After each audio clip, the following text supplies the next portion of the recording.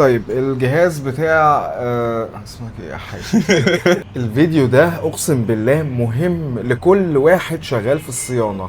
اي حد شغال فاست شغال في البوردة، الفيديو ده مهم جدا ليك. يوسف احد الطلبة معايا في الكورس جاله جهاز من عميل، كان بيجربه، الجهاز مات لوحده من غير ما يعمل فيه اي حاجة.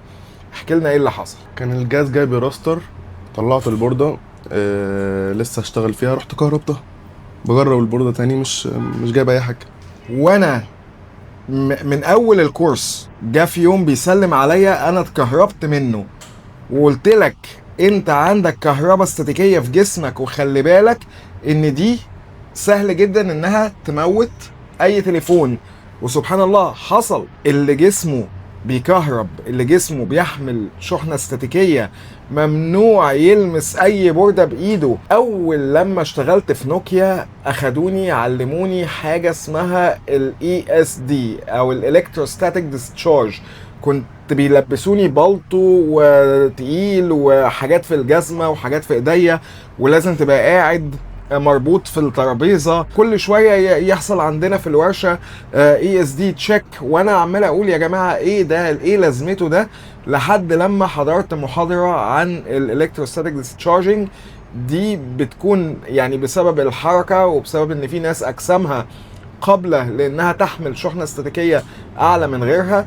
انا مثلا ما جسمي ما بيكهربش الا لما اكون ماشي في مول وبجر مثلا العربيه اللي هي الترول دي، فيبتدي جسمي يحمل شحنه استاتيكيه، احس بيها، احس ان التيشيرت منفوخ كده من عند جسمي، احس ان شعر ايدي، انا اسف يعني، تلاقيه ان هو ابتدى ينفش كده او يقف. غير كده ما بيكونش عندي المشكله دي. في ناس على طول عندها المشكله دي، وممنوع الناس دي تلمس اي بورده بايديها، لازم تلبس جوانتي. الكهرباء الاستاتيكيه او الكهرباء الساكنه دي لما بتوصل من جسمك للبورده كانها بتعمل اعصار، كانها اسف برق وضرب شجره، فبتؤدي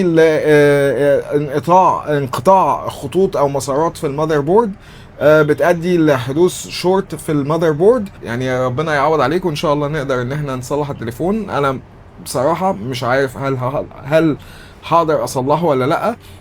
ممكن يكون المعالج تلف، ممكن يكون البوردة نفسها حصل فيها قطع، هنشوف وربنا يسهل. طيب الجهاز بتاع يوسف الحمد لله صلحناه. كان فيه شورت في المذر بورد نفسها، طبعا نتيجة الكهرباء الزايدة اللي كانت في جسمه. الجهاز اهو اشتغل وبيانات العميل موجودة، بس هو عشان ده اكس ماكس التاتش في البوردة اللي تحت، انا لسه ملحمش البوردتين مع بعض.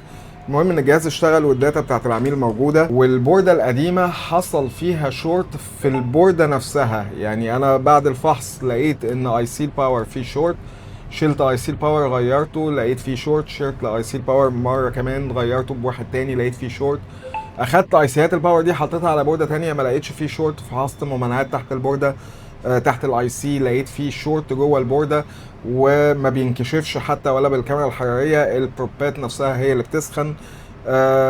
شلت المعالج، شلت كل حاجه على المسار اللي كان فيه الشورت، لسه الشورت موجود. فكان حل المشكله دي بتغيير البورده، وطبعا كانت دي مشكله كبيره بالنسبه ليوسف. العميل كان ماسك في رقبته ان هو عايز التليفون بتاعه وعايز الداتا بتاعته، وهو الغلط اللي حصل منه ده غلط يعني مش مقصود طبعا، ان هو جسمه شايل كهرباء والتليفون اتكهرب منه. فدي حاجه انا حبيت ان انا احذر الناس منها، واقول لكم على ان حاله الجهاز اذا قدرنا نصلحه ولا لا. الحمد لله في الحاله دي كان المعالج ما فيهوش شورت، كانت الذاكره ما فيهاش شورت، كان اي سي الابرم ما فيهوش شورت، فقدرنا ان احنا ناخد الاي سيات دي ونحطهم على بورده تانية جديده، والتليفون زي ما شفتوا اشتغل. وطبعا المعلم قدر ان هو يتنفس الصعداء بعد كده. فايه راي حضرتك في اللي حصل؟ هتغلط الغلطه دي تاني؟ لا خلاص كده اتعلمت، يعني اتعلمت بالطريقه الصعبه. مش انا قايل لك في اول الكورس خلي بالك جسمك بيكهرب؟